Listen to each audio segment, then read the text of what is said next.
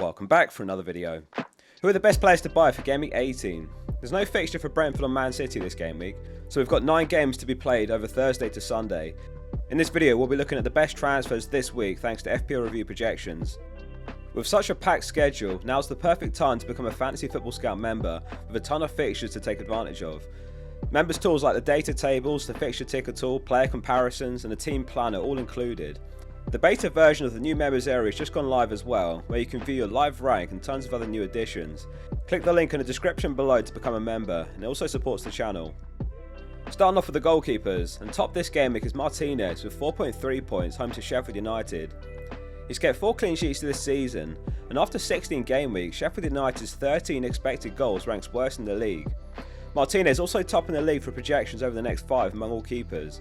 There's actually a really nice rotation between Martinez and Dubravka I found if you're looking for a strong pair of keepers. They've got a run of Sheffield United, Forest, Burnley, Everton, Villa, Luton, Forest, Bournemouth, Forest, Wolves, Chelsea and then Palace. It's a little bit of a pricey combo though, given they've both risen in price. So no Johnson or Areola last game week. The former out injured and Areola was benched.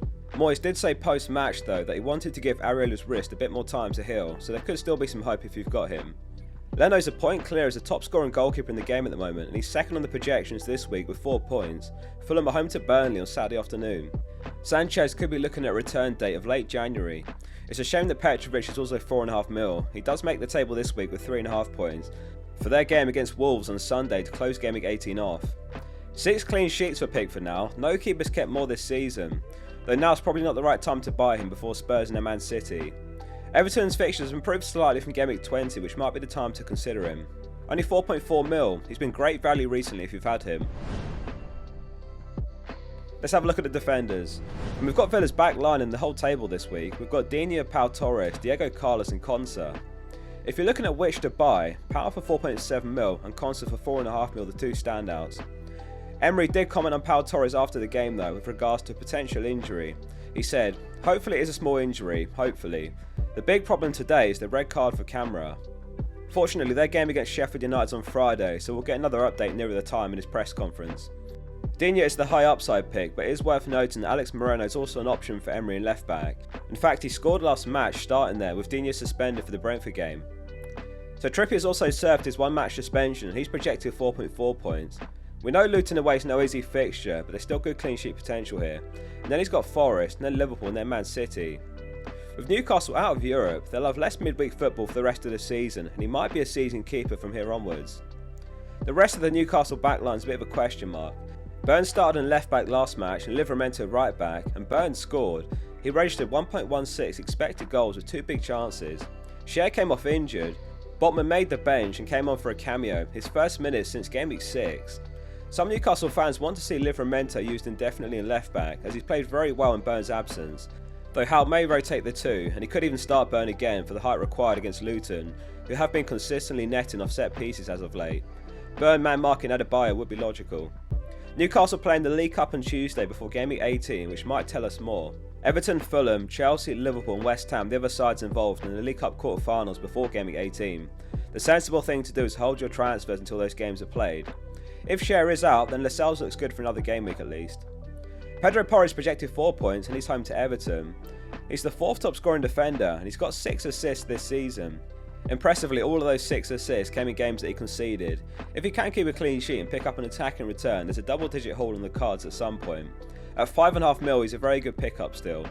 Maddison's still not expected back for around another month, and Pedro Porro's been taking set pieces in his absence, so there's still plenty of games we'll see Pedro Porro taking set pieces in.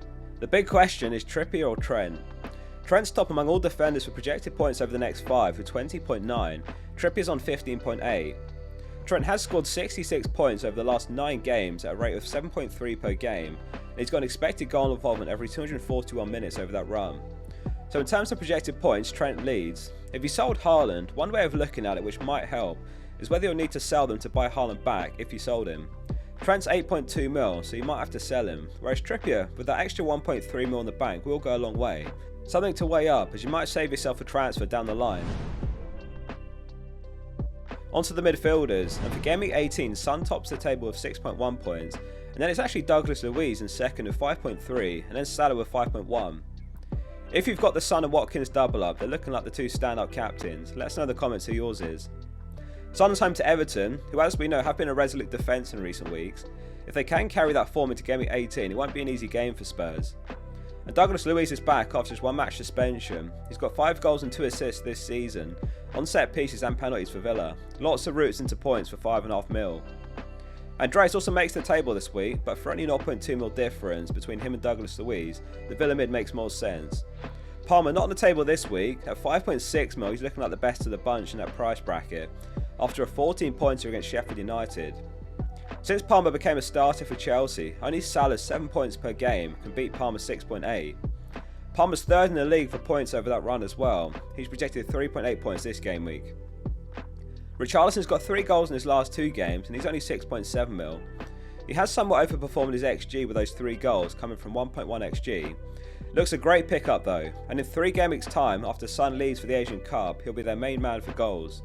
Son's return date will be dependent on how far South Korea progress in the Cup. He could be back as late as Game Week 26, or he might only miss a couple of games. In terms of who's got the best fixtures, I sorted by difficulty on FPL.page over the next 8 game weeks, and Brighton are actually top. Though it's hard to pick out a Brighton asset, maybe Matoma, but even he'll be rotated at times. Spurs and Villa are right up there, which adds weight to the likes of Pedro Porro, Pau Torres, Richarlison and Watkins. Second from bottom is Everton, which is something to consider.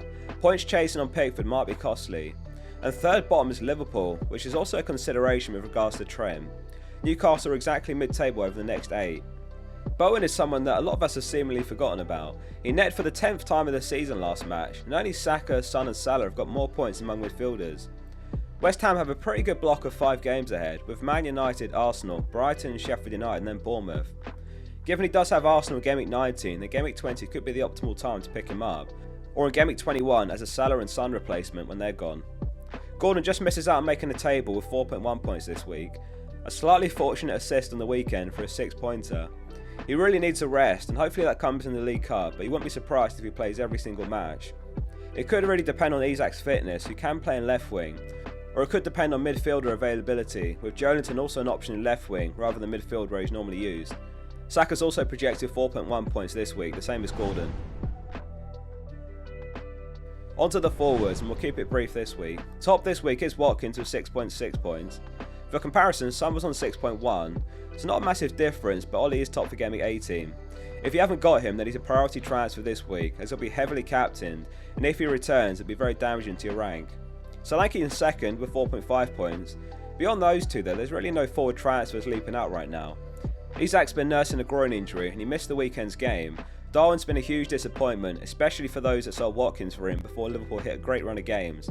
Darwin hasn't scored since Game Week 10 now, and he's just got 2 assists since then.